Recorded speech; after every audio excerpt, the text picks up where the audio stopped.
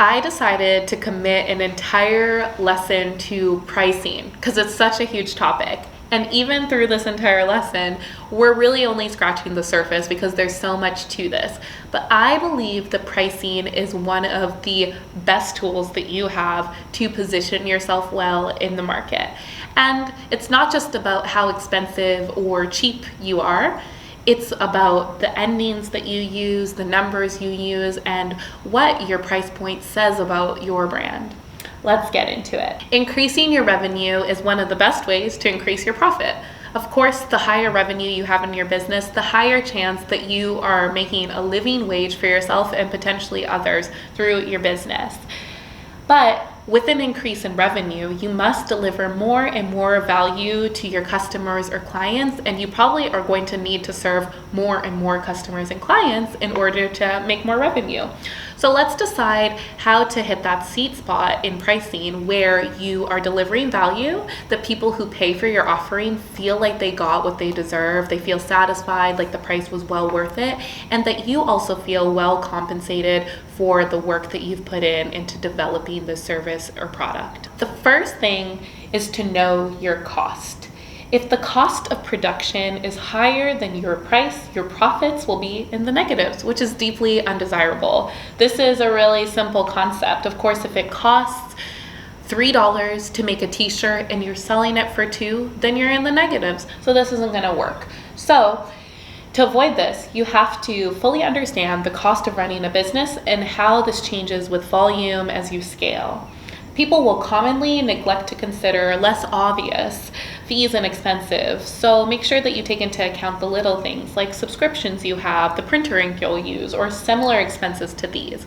If you have a product-based business, these things might be a little bit easier as it's often quite clear how much it costs to make your product, but just make sure that you embed into it some other things that you might not automatically consider, like the examples that I just mentioned. If you're a service provider, this is where things can get really sticky because a lot of us as service providers think that there is no cost of running our business other than our time, but you'd be mistaken. Even as a graphic designer or something similar to that, once you've bought your initial laptop, yes, you might have the initial cost out of the way, but how much does your Adobe Creative Suite subscription cost? Do you pay for extra Google Drive storage to keep and store all your files and all your client files? Do you print out things to test them out? How much does that start to cost? These are the little things that you really want to take into account. Once you've figured out your costs, you can use a really simple pricing model called cost plus pricing. This takes your costs and adds a simple fee and marks it up so that you are able to keep the lights on. This model is viewed as really ethical, it's really simple. However, it ignores the roles of competition and customers, and it may yield a suboptimal profit. Things can go very wrong if you miscalculate or you neglect some costs. So there's another option that I'm going to give you called competition-based pricing. This method benchmarks against competitor rates, which is quite fair. The problem is that it again ignores the roles of customers. It might be misleading if the competitor's business model is different, and it's ineffective if the product is so new that there's no close comparison to make. Competition-based pricing may also trigger a competitive response where you end up racing to the bottom. So I really wouldn't recommend this for anybody who provides any type of service. Like if you're a photographer, for example, you don't want to solely base your prices off of your competition because then you're always going to just be trying to be the lowest bidder and that's your only way of getting a customer. So although knowing your competition is such an essential part of determining your pricing, and I would say just as essential as knowing your costs is, I don't think that should be the only element that you base your pricing model off of. To inform the way that you do your pricing, monitor the way that your competition does business. Look at the products or services that they provide and how they market them to customers, the prices that they charge, how they distribute and deliver things, their brand values, their aesthetics, how many people they employ, the type of people that their team consists of, their presence online and offline in publications, traditional media, and other things. Like I said earlier, though both your competition and your costs are useful to think about, there's a really nuanced way that I prefer to use to hone in on an optimal price point. Since we've done so much thinking about who our target audience is already, we can start to figure out how much they are happy to pay for your offering. 2 questions to ask yourself are you working with business to business or business to customer positioning? The answer will likely play a prominent role in how much your customers can afford to spend. And as the price goes up, how much does demand go down? The fewer substitutes there are for your offering, so the lower supply there is, the less sensitive to price your audience will be. This is why having a unique product, service, or position is so vital. If there are tons of people doing the same thing as you, or even just 1 or 2 others doing the exact same thing as you, and you don't have a clear differentiator, it's just going to come down to price. Whoever has the cheaper price will often win, unless you have things like brand loyalty and heritage on your side. But if you're a newer business, you probably don't have those things, and so you're just going to have to price lower than your competition. That can work for some people. However, it's more useful to have a really unique position so that you can price based on your value, and people will be willing to pay whatever price that you determine to be fair. Once you've taken all these things into account, you know what your costs are, you've analyzed your competition, you know your target audience so well that you have determined their willingness to pay, you can then start to leverage psychology. Now, it's so important to be ethical with the way that you do this and use it as an amplifier for your already great offering, and make sure that everything that you're saying is true and fair. But psychology is a really useful tool to be able to resonate better with people. If you understand people really well and you know how to speak to them to address some of their desires, then your messaging is going to be that much more effective. Price psychology aims to build an alluring offer that captures consumer attention and makes a product or service more desirable. This thinking combines brand strategy, marketing, design, and behavioral economics. To understand how methods for psychological pricing work, we should first have a basic grasp of human behavior drivers. Maslow's hierarchy of needs is a theory of how humans prioritize different things in their lives.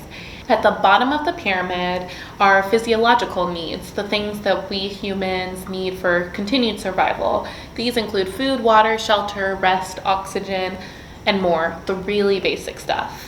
Above the physiological needs are safety needs. After we feel secure, the theory states that we start to care about belonging and community. Do these things sound familiar from our Equinox case study? We want to love and be loved by other people.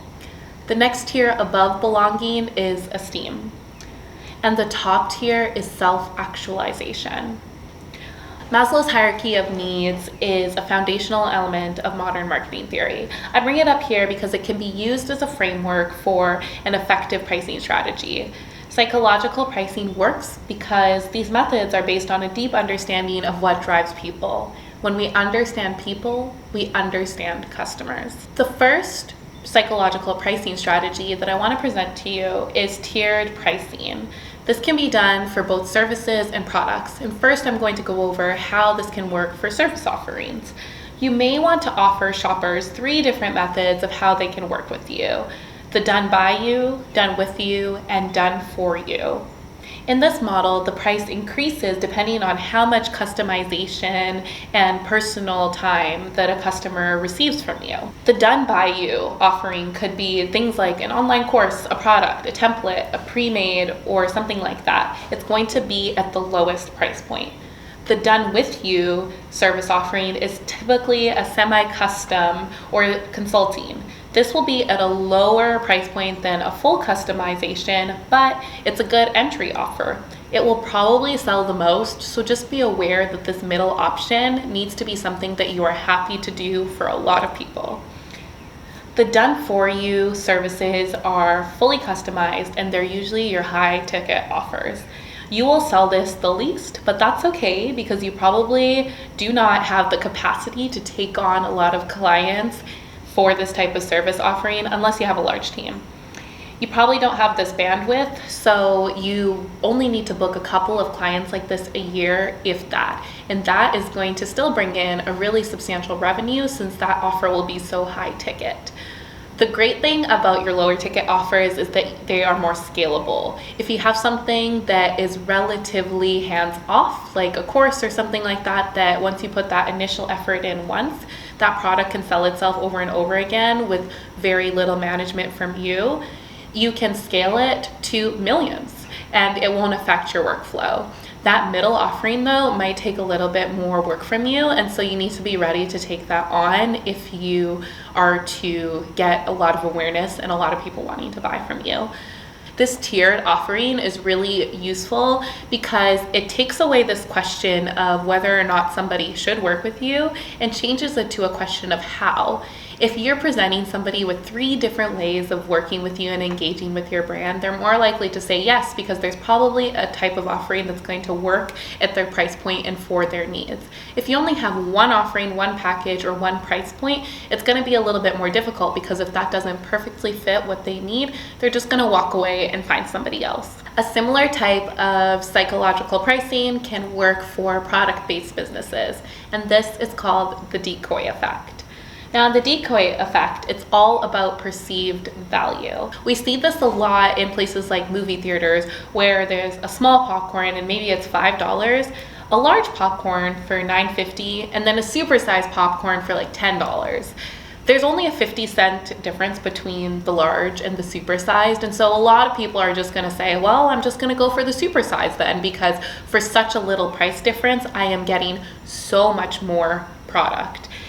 And in this example, the center option, the large, is the decoy. The seller is using the decoy effect to influence shoppers to buy the more expensive option because the perceived value is so much more for a low price jump. Who would buy a large when you could supersize for 50 cents more? Some people will still buy a small, of course, but hardly anyone's gonna buy that large. That is the decoy effect. The next pricing strategy that I want to talk to you about are endings, charm pricing, or skimming. There's lots of different terminology for these strategies, but they all kind of mean the same thing. Companies will often use endings like 99 to influence buyers. Although there's probably only a 1 cent or $1 difference and not much at stake, this is effective. Charm pricing can increase sales by 24% compared to the rounded price points, according to the book Priceless, The Myth of Fair Value. The way this works is that our brains read from left to right. So if something is priced at $2.99, we're going to see the 2 first, and we're going to perceive the price to be closer to $2 than it is to $3, even though that's technically untrue. Prices ending in 9 make consumers believe that they're getting a great deal. No matter how effective charm pricing is, it can also rub people the wrong way. Since we're so used to seeing things priced at 99 or 97, it can come across as a little bit scammy. So depending on whether you want to make your product feel really accessible or luxurious, you should make a decision here. Whole number pricing can emphasize quality. The customer who will quibble over a couple of pennies might not be your target market.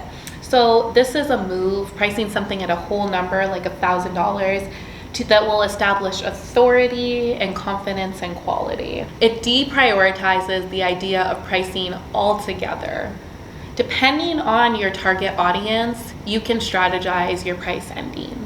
And the last thing that I want to talk about when it comes to psychological pricing is price quality heuristics.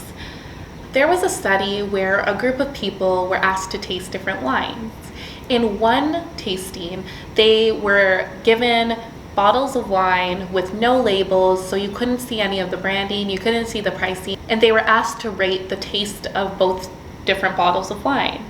The results were mixed, and people tended to prefer one type of wine that actually happened to be a lower price point. But the same study was done again, and this time they were told the prices, they were shown the branding of the bottles of wine. Of course, as you might expect, in that second study, people were often saying that the more expensive bottle of wine tasted better, even if they disagreed with themselves from earlier when they didn't know what the price points were. From this, we can learn that when faced with a choice between multiple unfamiliar brands, people will often use price as a proxy for quality. This results in a positive correlation between prices and product liking, known as the price-quality heuristic.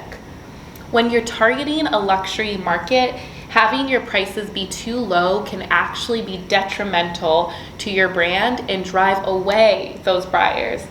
So pricing can assist with authority building in this way. If you want to be seen as a luxury brand and if you want to attract that type of customer, you actually need to price at a high enough price point that they trust you. If things are priced too low, we've been trained to believe that they're too good to be true. And so these are things you want to take into account. Now, I say this to you not because I want you to command a super high price point that does not match up with the value you're offering, but I find that most of the people I talk to don't have that problem. Most people are pricing a little bit too low, and so this is the conversation I'm having with you because I think that most people could stand to increase their prices. However, you need to make sure that the value that you're providing justifies the pricing that you have, and make sure that your audience can actually afford that pricing. What's expensive to a certain person may not be expensive to another. So you just need to figure out where that line is and where that flinch point is for your specific audience. Pricing can assist with authority building in your brand. Now, brand authority has 3 different pillars: ability, benevolence, and integrity. When you want to foster trust in your brand, you need to make sure that people believe that you have the ability, meaning that you can do what you promise, that you have benevolence. People want to know, does this business care about me? And you can communicate that to them by understanding what their needs are and what their core desires and the emotional drivers that push them towards the actions that they take and addressing those things. And to have authority, you must have integrity. People want to know if your business has a set of values that they agree with. If these 3 things are in line, then stuff like psychological pricing will just be the cherry on top in your authority building. But it's really important that you have the ability, benevolence, and integrity to build brand authority.